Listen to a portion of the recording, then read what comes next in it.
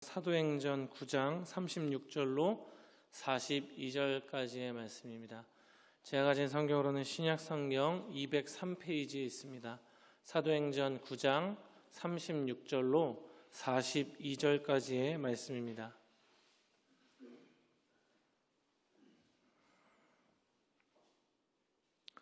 우리 다 찾으셨으면 저와 교독하여 읽도록 하겠습니다. 제가 먼저 읽습니다. 요바에 다비다라 하는 여제자가 있으니 그 이름을 번역하면 도르가라. 선행과 구제하는 일이 심히 많더니 그때 병들어 죽음에 시체를 씻어 다락배에 누이니라.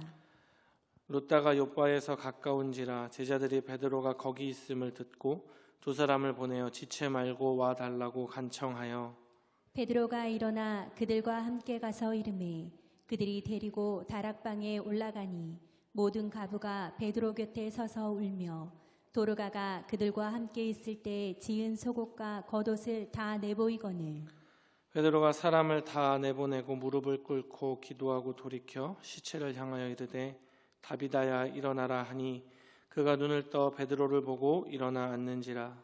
베드로가 손을 내밀어 일으키고 성도들과 과부들을 불러들여 그가 살아난 것을 보이니 42절 말씀 함께 읽겠습니다. 온 요파 사람이 알고 많은 사람이 주를 믿더라. 아멘. 오늘 이 시간 살아난 다비다 돌아온 요파라는 제목을 가지고 우리 성도님들과 함께 은혜의 말씀 나누기를 소망합니다. 오늘 우리가 함께 읽은 사도행전 9장에서는 예수님의 수제자였던 사도 베드로를 통해 아주 놀라운 사건을 우리에게 보여주고 있습니다. 잘 아시는 것처럼 여제자 다비다가 죽었던 다비다가 살아난 사건이죠. 신약에서는 총 5번의 죽은 자를 살린 사건이 등장하고 있습니다. 예수님께서 야이로의 딸을 살리셨고요, 나인성 과부의 아들을 살리셨습니다. 그리고 죽었던 나사로를 살리셨죠. 총 3번의 사건이 있었고요. 사도행전으로 넘어와서 사도 바울이 유두고를 살렸고 또 오늘 본문에서 베드로가 다비다를 살리는 사건까지 총 5번의 죽은 자를 살리는 아주 놀라운 사건이 기록되어져 있습니다. 사실 죽었다가 다시 살아난 사건만 하더라도 충분히 놀랍고 기적이라고 말하기에 차고 넘칠 정도로 충분하지만 오늘 우리는 특별히 이 사건을 통하여서 진정 성도와 교회의 자세는 무엇인지에 대해서 함께 말씀을 나눠봤으면 좋겠습니다. 오늘 이 사도행전 9장 하반절에 다비다가 죽었다가 살아난 사건의 결과를 본문은 이렇게 소개하고 있습니다. 우리 42절 말씀 제가 한번 읽어보도록 하겠습니다. 온 요빠 사람이 알고 많은 사람이 주를 믿더라. 요빠라고 하는 지역에 있던 수많은 사람들이 다비다가 살아난 사건을 알게 되고 또 수많은 무리들이 이 지역에 있는 사람들이 예수께로 돌아와 주를 믿게 된 사건을 이야기하고 있습니다. 이 기록된 이 글만 보면 아마도 우리 성도님들의 생각은 이런 생각이 드실 것 같습니다. 아, 진짜 하나님이 살아계시구나라는 사실을 깨달아서 하나님께로 이 백성들이 돌아오게 되었구나. 죽은 자를 되살렸던 그 사도 베드로의 권능을 보면서 아, 진짜구나라는 것을 깨달으며 아마 돌아왔겠지라고 추측할 것입니다. 여러분, 사실은 그렇지 않은 것 같아요. 왜 그러냐면 분명히 사람이 죽었다가 다시 살아나는 것은 엄청나게 대단한 사실입니다만 이 사건 자체가 사람들을 하나님께로 돌아오게 한 것이냐? 그렇지는 않다라는 말입니다. 앞서 말씀드렸던 것처럼 신약 성경에는 총 5번 죽은 자를 살린 사건이 등장하는데 이와 같은 반응이 나온 것은 오늘 본문이 유일하기 때문에 그렇습니다. 신약의 다른 본문들 가운데 죽은 자를 살리셨을 때 사람들, 그것을 보았던, 그것을 경험했던 주변의 반응들은 어떠했느냐? 마가복음 5장에 야이로의 딸을 살리셨을 때 5장 42절에 보면 소녀가 곧 일어나서 걸으니 나이가 12살이라 사람들이 곧 크게 놀라고 놀라거늘이라고 기록하고 있고요. 또 나인성 과부의 아들을 살리신 사건을 보면 누가복음 7장 17절에 예수께 대한 이 소문은 온 유대와 사방에 두루 퍼지니라라고만 기록되어져 있습니다. 그리고 나사로를 살리셨을 때에도 요한복음 11장 45절 이하의 말씀을 보면 마리아에게 와서 예수께서 하신 일을 본 많은 유대인들이 그를 믿었으나 그 중에 어떤 자는 바리새인들에게 가서 예수께서 하신 일을 알리니라라고 말하고 있죠. 많은 사람들이 믿었노라고 이야기하지만 오늘 본문과 같은 감동은 없는 것 같습니다.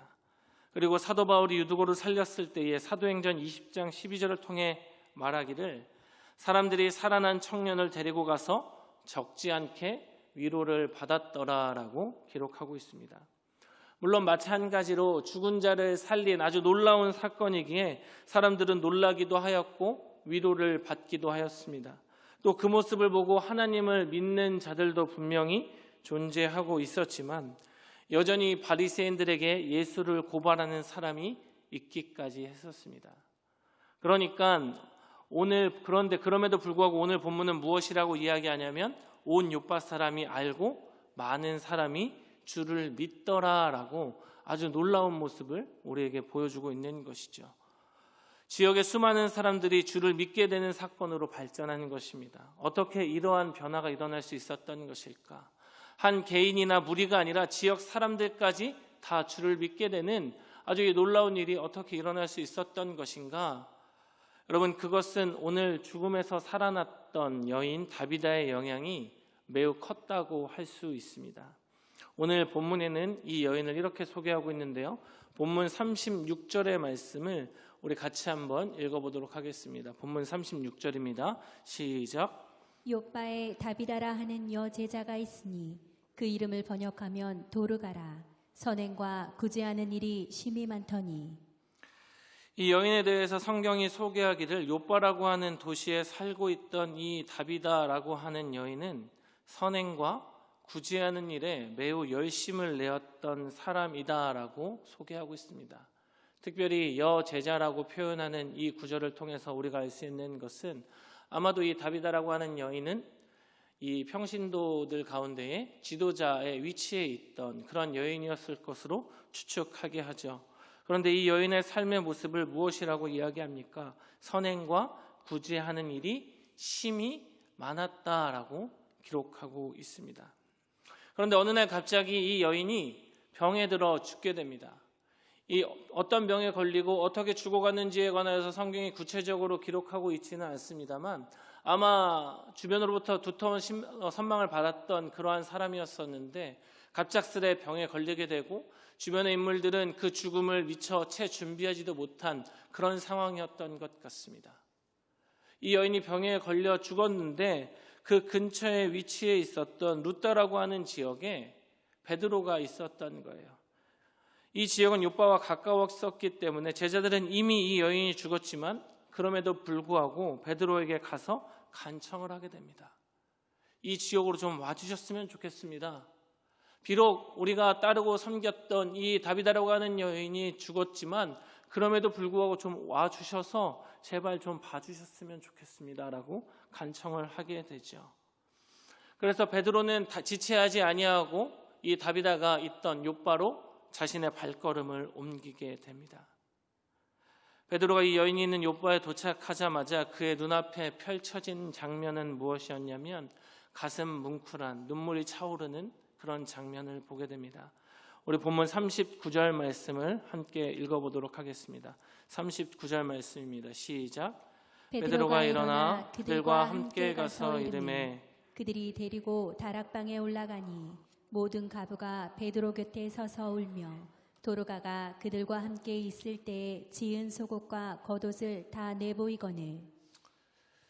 베드로가 요빠에 도착해서 이제 다비다가 이제 장례를 채 치르기 전에 머무르고 있던 집에 도착했을 때에 수많은 과부들이 눈물을 흘리면서 베드로 앞에 섰습니다. 그런데 그 여인들의 손에는 하나같이 옷이 들려져 있었죠. 겉옷과 속옷이 들려져 있었느라고 성경은 말합니다. 그런데 이것은 도르가가 살아생전에 만들어 주었던 그런 옷들이었었습니다. 여러분, 물론 오늘날도 마찬가지이겠습니다만 이 신약의 시대 때 과부가 살아간다라는 것은 말 그대로 사는 것 자체가 고통이고 어려움의 연속이었을 것이 분명합니다. 그러한 그들을 섬기며 손수 겉옷과 속옷을 지어서 그 과부들에게 만들어 나누어 주었습니다. 사랑으로 섬겼습니다. 이것을 기억하는 그 과부들이 이 다비다라는 여인의 죽음 앞에서 슬피 울며 그 옷을 가지고 나온 것입니다. 아마도 사도 베드로는 그 모습을 보면서 자기 자신도 가슴 한켠에 무언가 뜨겁게 올라오는 그러한 감정을 느끼지 않았을까요? 죽음의 앞에서 수많은 사람들이 그 죽음을 슬퍼하며 이 옷을 내밀었을 때 사도 베드로의 눈시울도 뜨거워졌을 것 같습니다. 성경에 다른 설명은 없지만 다비다가 예수를 믿는 사람만 한정하여 옷을 만들어주지는 않았을 것입니다. 또한 옷을 만들어준 일 외에도 무수히 많은 선행을 베풀었을 것이 분명합니다. 다비다는 욥바라는 이 지역에 헐벗은 사람들을 힘닿는 대로 구제했고 그녀의 그러한 선행이 욥바의 모든 사람들을 감동시키기에 충분했었습니다. 여러분, 그런데 사실 이러한 선행, 착한 삶의 모습은 그 사람을 구원시킬 수는 없습니다. 구원이라는 것은 오직 주 예수 그리스도를 믿음으로 말미암아 우리에게 은혜로 주어지는 것이기에 선행이나 다른 그 어떤 무엇으로도 얻을 수 있는 것은 아닙니다. 그러나 분명한 것은 무엇이냐면 성도의 착한 삶의 모습은 우리 안에 참 진리가 있다는 것을 알리는 표징이 됩니다. 진심이 담겨있는 그 선한 삶의 모습이 우리 안에 있다면 하나님을 알지 못하는 자들이 저 사람 안에, 우리들 안에, 하나님을 믿는 자들 안에 참 진리가 있음을 깨닫게 한다는 것이지요. 그렇기 때문에 사도 베드로는 베드로전서 2장 12절을 통해 이렇게 이야기하죠. 너희가 이방인 중에서 행실을 선하게 가져 너희를 악행한다고 비방하는 자들로 하여금 너희 선한 일을 보고 오시는 날에 하나님께 영광을 돌리게 하려 함이라. 여러분, 이 말씀이 무슨 말씀입니까? 우리를 비방하는 사람들조차도 우리가 선을 해가고 착한 행동으로 사회에 영향을 끼치기 시작할 때에 우리 안에 참된 진리가 있음을 깨닫게 되고 그 선한 행실로 말미암아 하나님께 영광을 돌리게 된다는 말입니다. 여러분, 오늘 성경 본문 가운데 다비다가 바로 그러한 삶을 살았던 것이죠. 선행과 구제하는 일이 심히 많았던 여제자였습니다. 그녀가 병들어 죽었을 때에 많은 사람들이 슬피 울며 베드로 앞에 가져왔던 겉옷과 속옷이 바로 그 증거가 되는 것이지요. 여러분, 이 사람이 어떠한 삶을 살았는지 우리에게 잘 보여주는 것입니다. 요즘 들어 많은 성도들이 이야기하는 것이 무엇이냐면 복음 전파의 길이 자꾸 막히고 있다. 전도하고 복음을 전하는 일에 어려움이 더욱더 많아진다라고 이야기합니다. 세상의 사람들이 복음을 들으려 하지도 않고 교회가 전도에 힘쓰기에 더욱더 힘들어지는 시대 가운데 살아가고 있노라고 이야기합니다. 여러분, 그것 가운데는 수많은 이유들이 있겠지만 중요한 것은 무엇이겠습니까? 이러한 선행, 다비다가 보여주었던 선행과 착함을 드러내는 교회와 성도가 적어지기 때문에 그런 것 같습니다. 세상이 교회와 성도의 선한 행실을 바라보면서 그 안에 담겨져 있는 참된 진리를 발견할 수 있어야 하는데, 내가 주를 믿고 주를 따르는 자라고 이야기하면서 개인의 삶을 살아가기에 급급하고 교회도 그저 개교의 중심주의가 되어버려서 우리 교회만 성장하면 되고 우리 교회만 더 좋아지면 된다라는 그 울타리를 벗어나지 못하는 사고 때문에 주위를 돌아보지 못하는 실정이 되어버리고 마는 것이죠. 적어도 마음에 예수 그리스도를 품고 있는 사람이라면 그 사람의 삶으로 다름을 보일 수 있어야 합니다. 다비다에게는 자신을 희생한다 할지라도 남을 돕고자 하는 그 선한 마음, 착한 마음이 있었고, 그렇게 이웃을 진심으로 사랑하자 하나님은 그녀의 죽음을 사용하셔서 욥바를 돌이키는 역사를 보이셨습니다. 분명히 앞서 말씀드렸던 것처럼 죽었던 사람이 다시 살아나는 것은 더없이 놀라운 기적이지만 그보다 더욱더 큰 것은 무엇입니까? 그녀의 이웃을 사랑한 구제와 헌신과 사랑이었었습니다. 여러분, 우리에게도 다비다처럼 선행의 삶이 반드시 필요합니다. 나를 아는 모든 사람들이 내가 예수를 믿음으로 인하여서 덕을 볼 수 있는 삶을 살아야 하는 것이죠. 그것이 바로 복음이 전파되는 비결입니다. 제가 대학교에 다닐 때 한 목사님께서 학교에 오셔서 설교를 하실 때 이런 말씀을 전해주셨던 적이 있습니다. 이 목사님께서는 유학을 준비하던 시절에 열심히 유학 준비를 하셨대요. 그러면서 외국에 있는 대학에 가서 면접을 보는데 면접 때 사전에 굉장히 많은 준비를 하셨노라고 이야기합니다. 나는 신학적으로 이렇게 준비된 학생이고 앞으로 이 학교에서 이러한 것들을 배우며 더 넓은 식견을 가지고 싶다라고 그렇게 면접을 준비했다라고 합니다. 이 모습이 무엇입니까? 그러니까 적어도 면접에 나을 법한 질문들을 준비했다라는 것이죠. 유학을 준비하는 학생이라면 당연 이러한 과정들을 거칠 것입니다. 그래서 이제 면접의 시간이 되었습니다. 그런데 당시 교수님께서는 전혀 엉뚱한 질문을 하셨다라고 합니다. 당신은 신학생이고 또 예수를 믿는 사람인데 몇 장의 헌혈증을 갖고 있으십니까? 라고 물어봤다고 합니다. 여러분, 교수님께서 이 학생이 진짜 몇 장의 헌혈증을 가지고 있는지 궁금해서 물어본 것일까요? 그렇지는 않을 거예요. 이 교수님의 질문의 의도는 그것이죠. 당신이 예수를 믿는 사람인데 신학을 배우는 학생인데 당신의 삶의 모습 가운데에서 이웃을 사랑하고 섬기는 모습이 얼마만큼이나 있습니까? 적어도 사회를 위하여서 당신은 무엇을 하고 있습니까? 라는 질문을 던진 것이죠. 이 목사님께서는 굉장히 충격을 받으셨었노라고 자신의 과거를 이야기하셨던 그 기억이 있습니다. 여러분, 우리는 주님을 마음에 품고 사는 자라면 그 행실로서 진리를 증명해내야 함을 기억하는 우리들이 되었으면 좋겠습니다.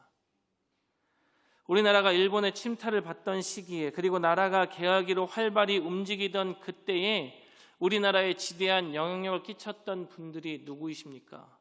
여러분들 잘 아시는 것처럼 알렌이나 언더우드, 토마스, 아펜젤러, 레이놀드 같은 선교사님들이셨습니다. 어디에 위치해 있는지조차 알 수 없는 조선 땅을 주님께서 그들의 마음에 품게 하셨고 그들의 마음 가운데 넘치는 사랑을 부어주셔서 이 땅 가운데 광해원과 기독병원, 예수병원 등 현대 병원들을 세웠고 또 총 700개가 넘는 학교들을 세우면서 이 나라의 주의 사랑과 더불어서 갚을 수 없는 큰 빚을 남겨주었습니다. 여러분, 그것을 기반으로 이 땅은 힘을 얻을 수 있었고 그 구제와 섬김과 사랑으로 수많은 사람들이 예수의 품으로 돌아오는 역사가 있었습니다. 사도행전 9장의 다비다의 그 구제와 사랑과 섬김으로 인하여서 욥바가 주를 믿었던 그 역사가 이 땅 가운데도 분명히 있었다라는 것입니다. 선교사님들의 그 헌신과 사랑으로 인하여서 1907년 평양에는 동방의 예루살렘이라고도 지칭될 정도로 한없는 불길이 일어났었습니다. 그것이 무엇 때문이었습니까? 그 선교사님들의 헌신과 봉사와 섬김이 있었기 때문입니다. 다비다가 욥바를 섬기고 구제했을 때에 후에 그녀가 병을 얻어 죽었을 때에 눈물을 흘리며 그녀가 지은 옷을 가지고 모였던 과부들처럼 우리가 받은 사랑을 기억하며 모였던 성도들이 있었기 때문에 가능했던 일인 것이죠. 여러분, 우리도 한번 떠올려 보자고요. 이 땅 가운데에도 분명히 성경과 동일한 역사가 있었잖아요. 제가 전에도 말씀드린 적이 있습니다만 양화진 선교사 묘에 가면 몇 대에 걸친 무덤도 있고요. 아주 어린 아이의 무덤도 있습니다. 그저 성년이 된 선교사 한 명이 그의 사명을 이루기 위해서 이 땅에 온 것이 아니라 온 가족이 대를 이어서 이 땅을 섬겼고 그 사랑을 베풀었었습니다. 그곳 가운데 가면 언마크드라고 표식되어지지 않은 아무런 이름도 없는 그러한 비석들도 있습니다.